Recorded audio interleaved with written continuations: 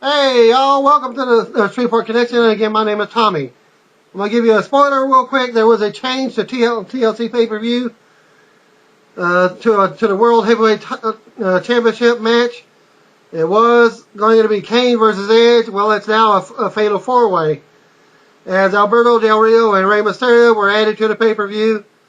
And Rey Mysterio and Alberto Del Rio's match was didn't have a stipulation due to Rey Mysterio's wrestling while he's hurt. So again, at Sunday's TLC pay-per-view, it is now a fatal four-way with Alberto versus Rey versus Kane versus Edge. And there was a dark match after dark match main event. They went ahead and did the Kane versus Edge match as your main event. Edge won by disqualification. Alright, on with SmackDown. Edge starts off the show with a promo. He introduces a video montage of the last few events with him and Paul Bearer. And he talks about the world title match this Sunday and leaves. Not much event going on there. Next up is Miz versus Rey Mysterio, advertised for later on tonight. Teddy Long and Edge are talking in the back. TLC match has changed to the Fatal 4-Way with Del Rio and Mysterio added. Wow, no leading up to it, huh? Way to go, WWE. Okay, first match, Kofi Kingston and Caval beat Intercontinental Champion Dolph Ziggler and Jack Swagger. Supposedly a great match, as expected. Miz was interviewed by Jack Corpella. He asked about how he has a busy week and promises to put Orton through a table on Sunday. And yes, Miz is a Raw superstar on a SmackDown event. So again, they're doing superstar switches left and right. JTG has a new segment called STR8. That's straight out of Brooklyn talking about the TLC pay-per-view. He has a good Justin Bieber look, or joke, I should say. Kelly and Drew McIntyre in the back. Drew is hitting on Kelly. Come on, Drew, you're a married man. Then Caitlyn interrupts. Wow. Dashing Cody Rhodes' weekly grooming tip is about hair and how to blow dry. Come on, folks. Blow drying your hair, you can burn your hair. Just ask Michael Jackson. Well, sorry, he passed away. Cody Rhodes versus Chris Masters, short, uneventful match. Cody won that match. Match number 3, WWE Champion The Miz beat Rey Mysterio after interference by Del Rio. Great match. Afterward, Edge runs in to help Rey. Teddy Long comes out and makes a tag match for later tonight with Del Rio and Miz versus Rey and Edge. Wow, they announce it at the beginning of the show, and then they show it. Then they lead up to it. That's a fine how you do. Lay Cool promo time. They try to call off the tables match at the pay-per-view. Then Natalya and Beth Phoenix come out with a table gift wrapped like a Christmas present. After a typical back and forth banter, Beth unwraps the table and it's pink with a painting of Lay Cool looking like a couple of witches. Cat fight ensues with Beth and Natalya trying to suplex Layla through the table, but Michelle saves her. And the only reason they're making this at the TLC pay-per-view is to counter Mickie James and Tara steel cage fight for free on their TNA Impact, which was a main event and led into the reaction program. Okay, match number 4. Unified Tag Champions Santino and Kozlov defeated Tyler Rex and Chavo Guerrero. Not much said about the match. Match number 5. WWE Champion The Miz and Alberto Del Rio versus Rey Mysterio and Edge goes to a no contest. Kane interferes to have the match thrown out. Wow, he's in the match, so how did he interfere? Edge and Kane go at it, and the entire roster runs out trying to separate them. All hell breaks loose. Drew McIntyre attacks Rey at ringside. And Edge eventually spears Kane, also meaning, and that's the end of the taping. Post SmackDown, again, dark match. Edge beat World Heavyweight Champion Kane by DQ. Kane retained the world title match. As everybody knows, the champion cannot lose the title by DQ. Kane hit Edge with a chair for the DQ. Kane tried again, but was speared to close the end of the TV taping and the entire SmackDown show, which was live in Louisiana, Lafayette. Okay, I'll try and go through some random wrestling news. Of course, The Rock, I'm not going to see it. Yeah, I believe it. Yeah, The Rock is in the new Fast and the Furious movie, and there are, I'm going to give you a link to it if you can pay attention to it.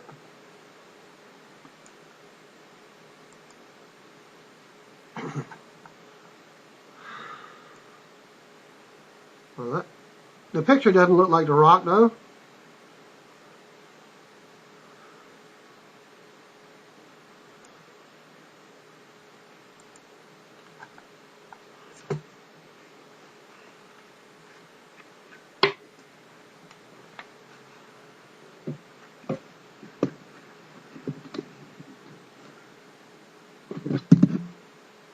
All right, hang on a second. I'm going to make it big.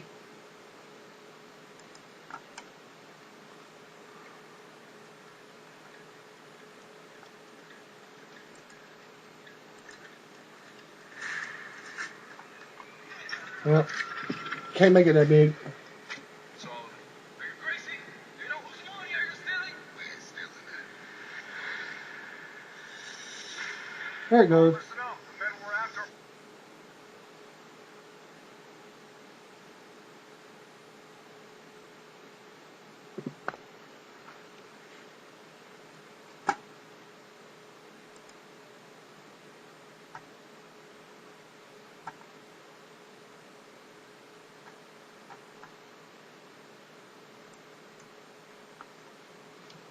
Oh, just having all sorts of fun over here.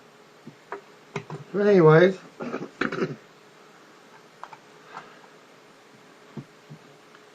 it's about a two minute preview. Professional runner. We find them, we take them as a team, and we bring them back. At least you can hear the sound of it.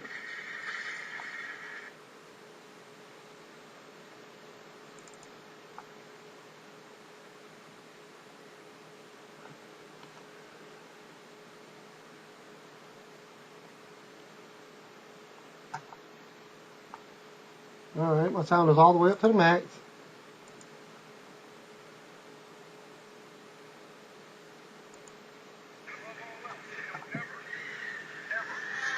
Let them get in the cars.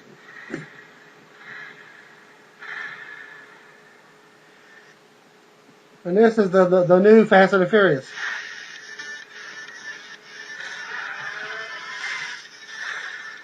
went from Mission Impossible to Mission of freaking Sanity. They didn't give the link to the actual thing here. At least I'm able to show it to you.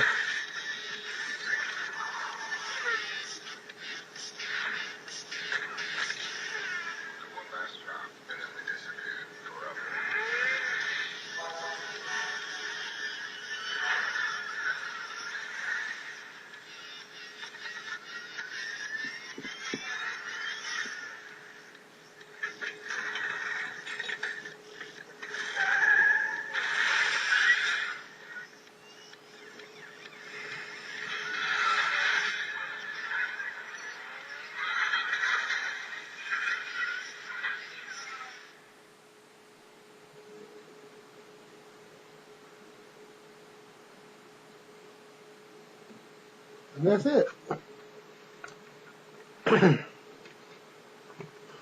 That's it for the preview of the Rock's movie, Fast and the Furious. Okay. On with the other some other WWE news. MVP on good terms with WWE after he's left the company. He can return at any time as long as he does not go to TNA. Guess what, MVP? Go to TNA anyways. You'd be better off there. Okay, next is CM Punk will be returning to action in early January. No word on yet when it will happen, but he's going to be leaving the Raw announcing team as well. Undertaker recently started physical therapy on his shoulder and has said that he's doing all he can to get be ready by WrestleMania 27, but there's no guarantee if he'll be able to perform.